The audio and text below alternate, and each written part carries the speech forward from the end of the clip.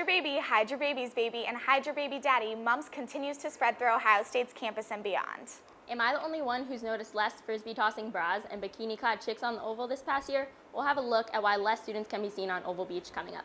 And finally, we have all you need to know or already know about the NCAA tournament. You're watching Buckeye TV.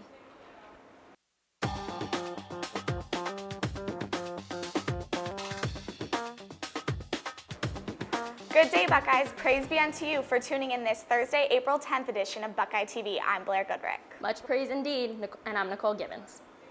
With over 160 reported cases stemming from the Ohio State community since earlier this year, there's no question that mumps is still spreading like wildfire in Central Ohio. Katie Huntingford has the latest on this illness that refuses to turn down. Recently, Ohio State's campus has been rocked with cases of the mumps, which of course threw students, faculty, and staff alike from January all the way now until April. There have been over 100 cases of the mumps on campus since January, and those numbers seem to be increasing all the time. Because of the growing cases, Ohio State has done all it can to inform its population of the outbreak. Dave Isaacs, manager of communication and media relations, has stated, quote, "Students, staff, and faculty receive ongoing communications of the possibility of exposure, proper health precautions, and available medical and academic resources through informational direct emails and social media messaging. When asked if they were properly informed of the outbreak, students seemed positive in how they answered. I definitely feel very informed about it. I've gotten emails, teachers have been telling me about it, and, also a lot of people have been talking about how they got their vaccinations. I think they've done a good job at updating us, but not inducing panic, if that makes sense. They've definitely given us, enough notice to what the symptoms are and what to do if you have them, and, obviously don't come into contact with people and such like that. So, I think they've done a fair job. I think more information wouldn't hurt. People on campus who may have contracted the mumps are reminded to keep resting until the fever goes away, to drink plenty of fluids, and to stay away from those who are healthy so as to not to spread the disease any farther. Practice good health habits and keep your vaccinations up, Buckeyes. This is Katie Huntingford for Buckeye TV. A turtle walks into a bar. There happens to be other turtles there too. One turtle says to the rest, "Want a race?" Megan Huber tells us what happens next. The rain didn't stop over 200 Buckeyes Saturday morning as they put on their running shoes to help raise money for the Columbus Speech and Hearing Center, thanks to Delta Zeta and their annual Turtle Trot 5K. The on-campus sorority has been working throughout the year in order to raise over $6,000 for the Columbus Speech and Hearing Center. They help people find jobs who are who are deaf. They help give sign language lessons. It's just a really great organization, and they're one of our local philanthropies because our overall philanthropies for our nationals are speech and hearing. So we support a lot of different groups like that. This is Delta Zeta's second year with the 5K, making it another reason for the Greek community to come together. Just a lot of love for Greek life and for 5Ks and for helping the community. Delta Zeta does numerous philanthropic events. For Janie, this one is personal. This is a really big deal for me, mostly because being philanthropy chair, I really love it. It's something I've kind of grown up doing. I watched my mom, she used to be a race director as well, so I watched her do this. Whether it was for personal merit or to cheer on your Greek family, students of Ohio State seem to always find a reason to give back to the community. For Buckeye TV, I'm Megan Huber. Desperately trying to find an off-campus place to live next year that comes at an affordable price without a stranger living in the basement, Nicole Gibbons knows exactly what to do. With the semester quickly winding down, students around campus are finalizing their summer plans. Many students who do not plan on staying in Columbus for the summer are quickly figuring out what to do with their housing from May to August, and subleasing is becoming a popular option. This summer, I'm actually subleasing my room in my apartment to one of my mutual friends. Not be having to pay my rent because the leases are always year leases. So if you go home, whether or not you're staying, you have to pay. Students trying to sublease their living spaces are often posting on Facebook and other social media sites where many other students will see. Ohio State also offers help in subletting your housing or finding somewhere to sublet to at offcampus.osu.edu. It's super convenient. It saves you from wasting a lot of money having double rent in two different cities. It's kind of hard to find subleasers these days. Subleasing is a great way for students who do not plan on staying in Columbus for the summer to save money. After all, what Buckeye wouldn't want some extra spending cash? I'm Nicole Gibbons, and this is Buckeye TV. Senior who's losing their mind over graduating on time, finding a job, getting a place to live, and paying back your weight and student loans? Well, here to help is the complete senior perspective is Tanny Harris. Graduating college can be a time of excitement, joy, and uncertainty. As our Buckeyes prepare to graduate this spring, I took the time out to see how they feel about ending their journey as college undergrads and also what they plan to do after graduation. I'm really excited to start a new chapter and just be done with the school and move on and find a job. I'm excited. It's been about 5 years, so I'm just ready to get it over with. Excited, exhausted, and ready to move on to the next journey.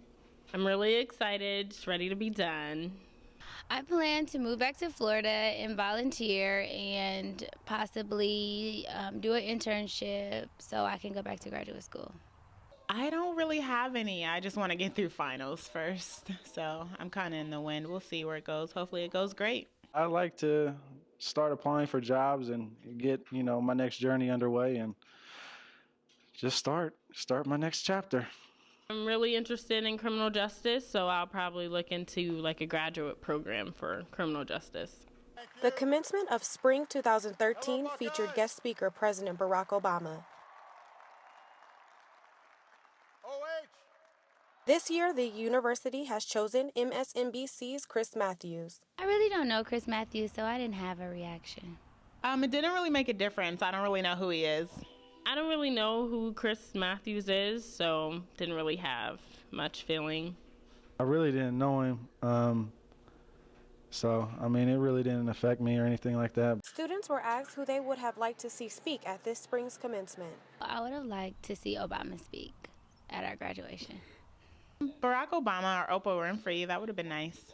It'd be nice if Barack Obama spoke at graduation. I know he spoke at the spring commencement last year, so that'd be cool.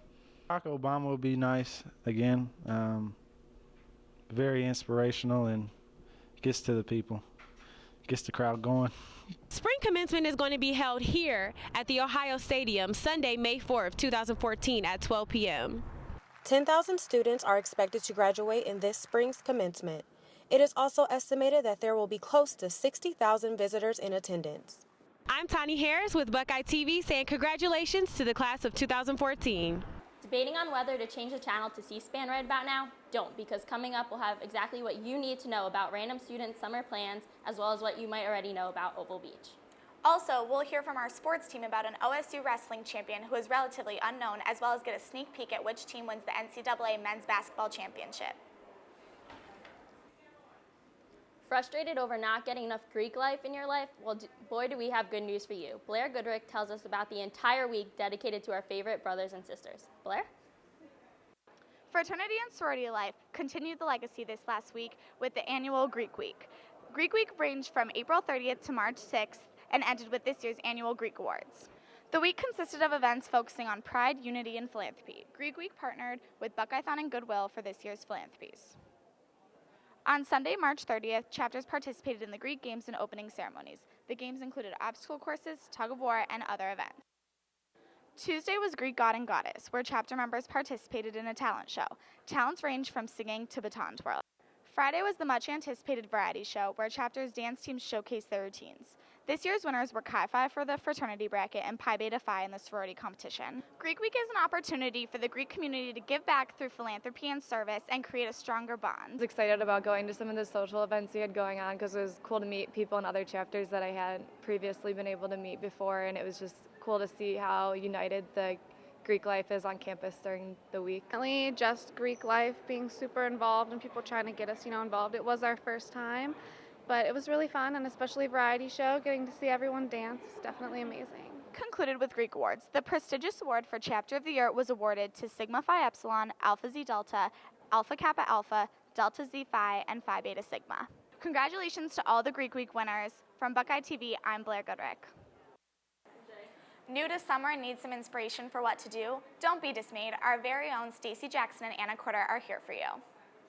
It's official, spring is here, and with finals quickly approaching, that means summer is just right around the corner. That's right, Stacy, and we investigated a little bit more on what students had for their summer plans. That's right, we have it all for you right here on Buckeye TV. Some Buckeyes have the opportunity to spend the summer studying abroad. This summer I'm going to Paris, France, and I'm studying through a third-party program. I think I'm just looking forward to mostly being able to use my French skills and talk in French every day and get to be accustomed with the culture and everything. Other students are taking advantage of OSU's Global May program, where students have the opportunity to travel abroad for the month of May. I'm going to Hungary for the Global May program to study politics and culture of Eastern and Central Europe. I've taken a lot of classes on Eastern Europe, Eastern European immigration during the Soviet-Russian period, so I'm just kind of excited to go over there and see everything that I've been learning about, seeing the places that I've been learning about for the past 3 years in school in real life. Not everyone traveling abroad will be studying. In fact, some students are choosing to spend their summer volunteering in impoverished countries. I'm actually going to be staying in Columbus, but I am doing a volunteer abroad trip in Nicaragua. We're going to be building schools, actually, for little kids down there and doing some teaching as well. Other OSU students will be gaining real-world work experience by partaking in an internship. This summer I'll be an intern at the Cincinnati Center for Autism. It's basically a nonprofit that's working with children with autism, giving them basically different therapy options that they have during the summer to continue what they get in a school environment. Others will be working right here on campus. So this summer, over Maymester at least, I'm going to be taking a class here to finish my GEs, and I will be working here for a few hours, at least over Maymester, and we'll see over the summer. Study abroads, internships, and jobs on campus seem to be a popular plan, but we can't forget about those students who are saying goodbye to Ohio State, at least for now. Graduating May 4th, so I'm actually in talks right now with a company that's located in Youngstown, Ohio, and I plan on going into business development and moving out of the state. It's a bittersweet feeling. I'm excited, I'm anxious. It's my 5th year in school, so I'm ready to get out and adventure and make some money. So Anna, what are your plans this summer? I actually just got an internship with Nationwide. What about you? Well, I've had a couple interviews for internships, and I'm just waiting to hear back. It's going to be a great summer. Signing out with Buckeye TV, I'm Stacy Jackson. And I'm Anna Corder. And go Bucks. Noticed a decline in the Oval Beach population in the past years. Gumar Leger gives us an in-depth look at why it seems there are less and less of 15th Avenue on the Oval towards the end of the semester. Laying out, especially my freshman year, was a big time with everyone coming out, and I remember the huge duck they would always have and people just giving away free stuff. It was awesome. It's awesome.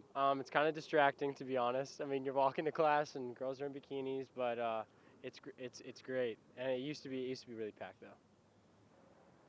The Oval Beach is clearly not the same, but do students miss having Oval Beach? How do underclassmen feel about missing out on Oval Beach? Let's find out. Is there even an Oval Beach now? Is the question. I know with the semester change from quarters to semesters a lot, kind of shortens our period now with spring, and definitely the weather's finally getting nice, so definitely miss it, having that longer, about 2 or 3 months that we used to have of Oval Beach. It's no longer. I definitely would go back to quarters just for a little more Oval Beach action. I don't know how it was like, but I would definitely like to experience that. Freshman year, I only got to experience it a few times. We only got some nice weather a few days of the year last year. With Buckeye TV, I'm Gumar Leger. Devastated that you missed The Voice Season 3 winner Cassidy Pope's recent visit to Ohio State, Jarrett Hawley is here to fill you in on all you missed, as well as who she is.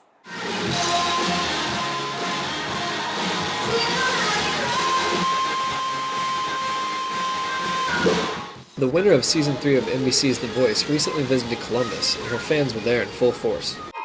For Cassidy Pope, music is life. Having written her first song at just 7 years old, Cassidy has always surrounded herself with any type of music that was available to her. I love Shelton, I love Taylor Swift, for Georgia Line. I'm also on the rockier side of things, so Loretta Lynn, and I even listen to old Blink-182, so I'm pretty all over the place when it comes to music, and I think that helps me in my songwriting. Her love for music has given her the drive to skyrocket her career. However, she does not take all of the credit.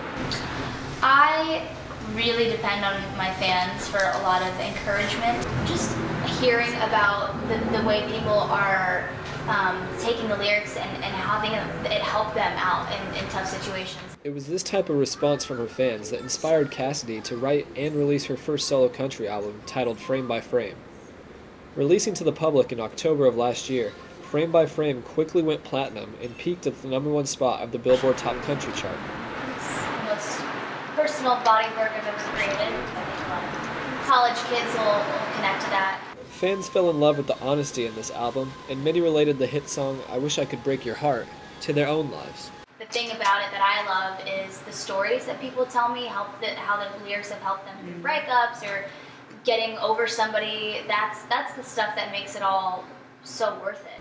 With her first album having such amazing success, it seems that the sky is the limit for Cassidy Pope's career. With Buckeye TV, I'm Jarrett Hawley.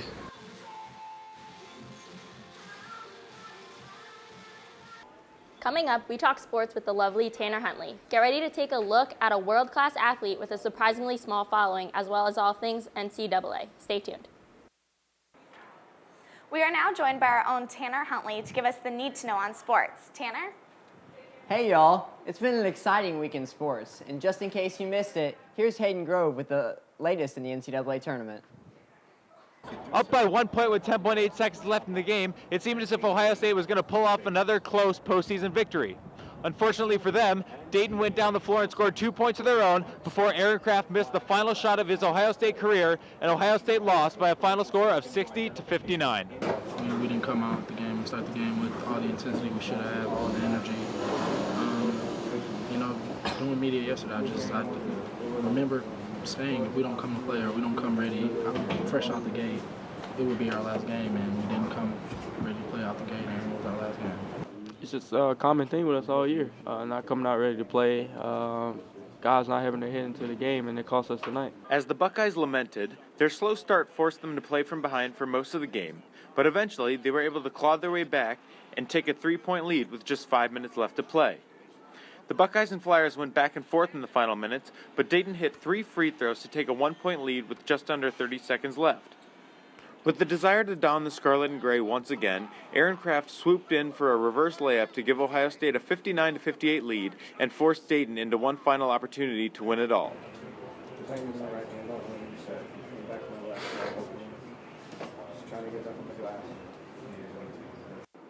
Dayton guard V. Sanford calmly dribbled the ball and put up a shot that would give the Flyers the lead.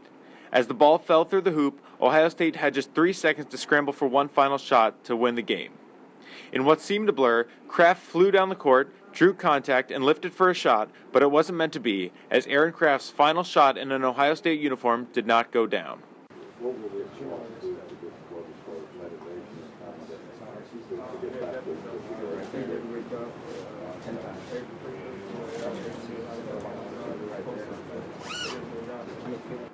With his career as a Buckeye coming to an abrupt end, Aaron Craft once again diverted the attention from himself following the game and focused on the emotion he was feeling for his team. To be honest, I'm more upset we lost the game. I'm not upset that I'm done. I'm not upset that I don't get to play for Ohio State again. I'm upset with the way we lost the game. Kraft was only one of the Buckeyes upset and angered in the locker room, but there was only a positive feeling regarding the two seniors and their impact on the Ohio State program over their 4 years. Those are my brothers. I love them to death. They really took me under their wing since day one, and whether it be freshman year, picked me up for the 6 o'clock workouts and all that stuff. They did what great teammates are supposed to do, and they do what you would expect. They did what you would expect of great teammates. I love them both to death and wish them the best of luck.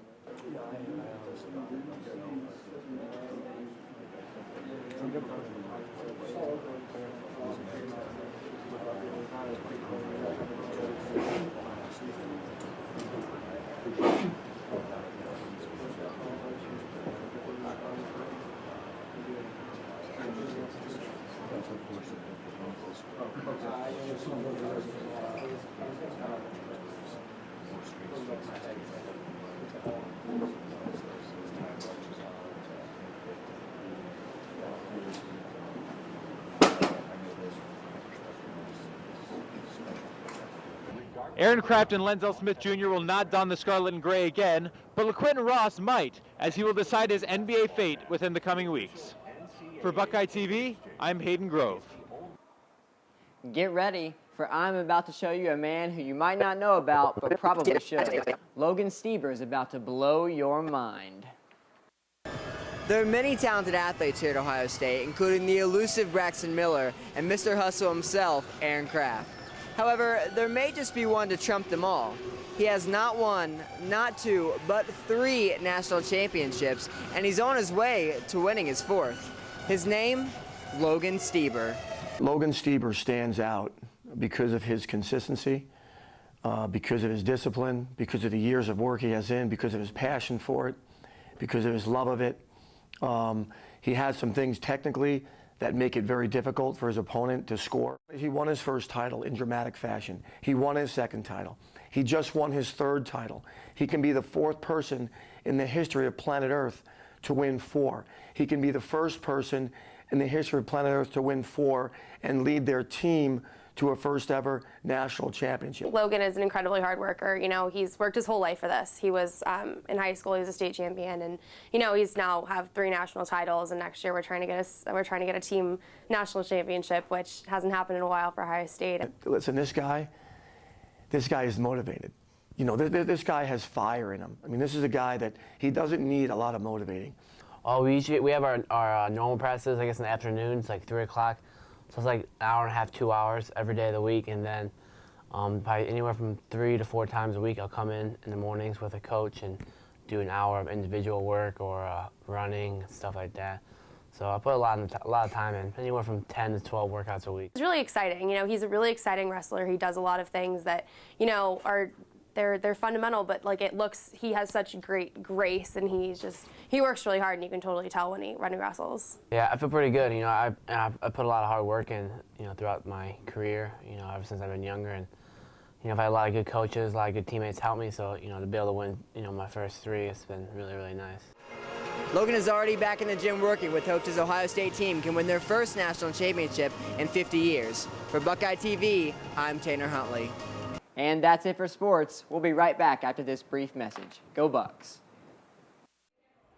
And we're back. Happened to notice all the siblings on campus this past weekend? Me too. Nina Buderi tells us more about why Lil Bro and Sissy were here this last weekend. Buckeyes this weekend are having the chance to share their college lives with their siblings and families. At Sibs Weekend, there have been several events at the RPAC, Union, Ovals, and residence halls.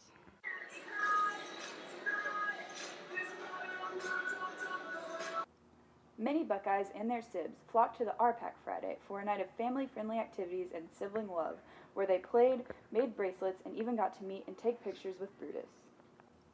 The fun continued Saturday with more planned Sibs Weekend events. We went to the Renaissance Fair and bought a couple of things and looked at all the really cool swords. And we did the COSI event at Taylor Tower. We got to go to a bouncy house and do like races, jumping around and stuff. Though they enjoyed all of the activities, students and Sibs also appreciated the quality time they got to spend together. It's nice just because now she can see what I'm doing here and where I live, because she didn't really get the chance to do that before. And getting coffee and just relaxing was nice too. It's nice to get to catch up with them and see them, and also to show them what I've been doing all year. It seems that no matter how these Sibs spent their weekend, that they had a great time doing it. Reporting for Buckeye TV, this is Nina Buderi. For our final thought, we thank you for sticking with us and remind you not to fight, but instead agree to settle your differences over our next episode of Buckeye TV. That's all we have for today. Have a great day, Buckeyes. And as it is such, so also as such, it is unto you. Grace and peace. We killed it.